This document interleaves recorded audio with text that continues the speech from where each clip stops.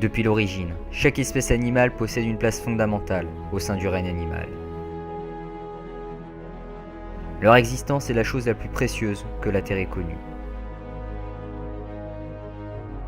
Mais l'homme pourrait-il être nuisible pour ces espèces? Pourrait-il être à l'origine de leurs extinctions?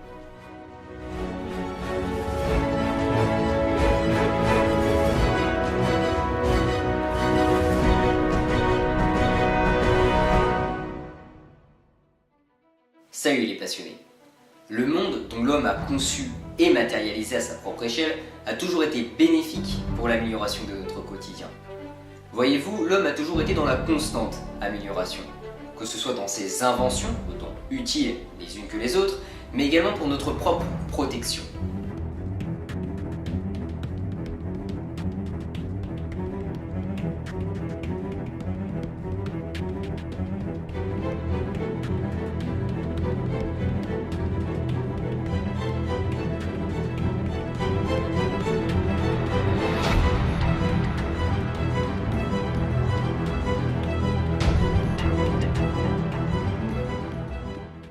C'est quand même assez rassurant de se dire que les principaux objets qui nous entourent ont été conçus pour le bon déroulement de notre quotidien.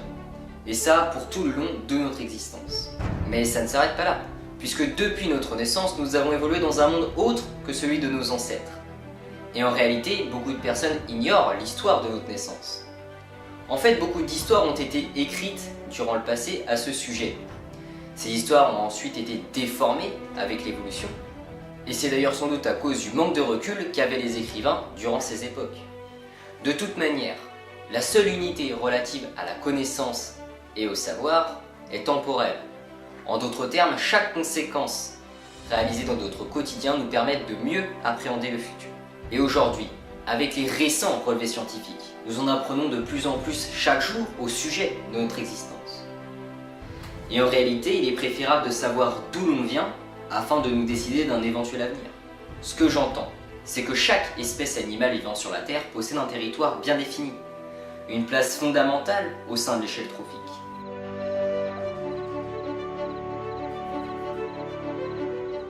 En d'autres termes, une espèce vivant dans son milieu d'origine et qui y reste tout le long de son existence a en quelque sorte une histoire toute tracée.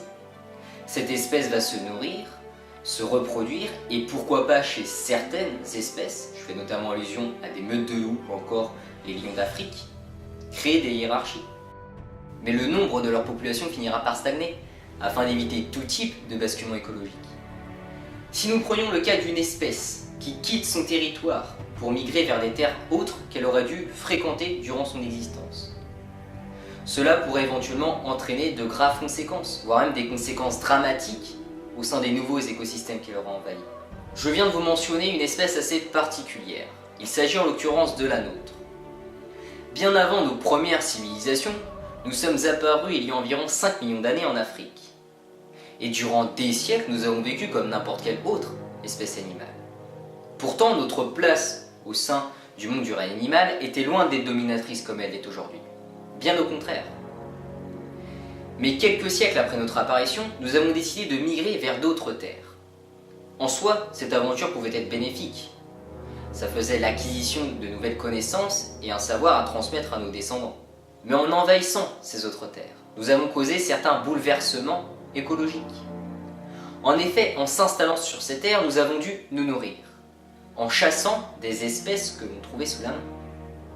Mais ces espèces faisaient également l'usage de nourriture pour certains prédateurs. C'est-à-dire que nous nous sommes nourris d'espèces autres que celles qui nous étaient préconisées. Mais cet impact a également eu lieu pour les espèces que l'on a laissées derrière nous en Afrique. Les espèces que l'on chassait sont devenues trop nombreuses, ce qui a causé l'extinction rapide de leur proie.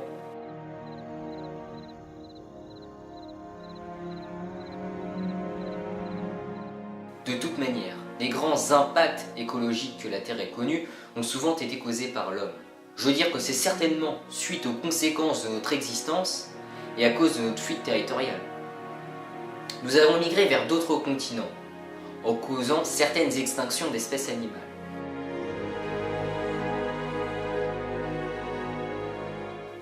Et une fois les prédateurs écartés, nous avons bâti des civilisations.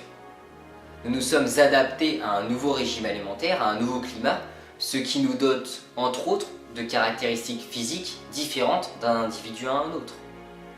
En effet, un individu évoluant dans un biotope bien particulier aura des caractéristiques physiques d'un individu évoluant dans un autre biotope. Peu importe les connaissances scientifiques et philosophiques supplémentaires à ce sujet. En réalité, votre choix de vie importe peu, puisqu'au fond, nous ne devrions pas avoir cette place. Donc mieux vaut parfois prendre un peu de recul et constater que nous vivons dans un monde autre que celui que nous avions imaginé.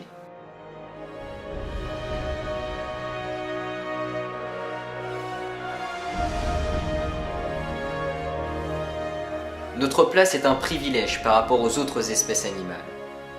Ce qui compte, c'est d'utiliser correctement et raisonnablement cette place.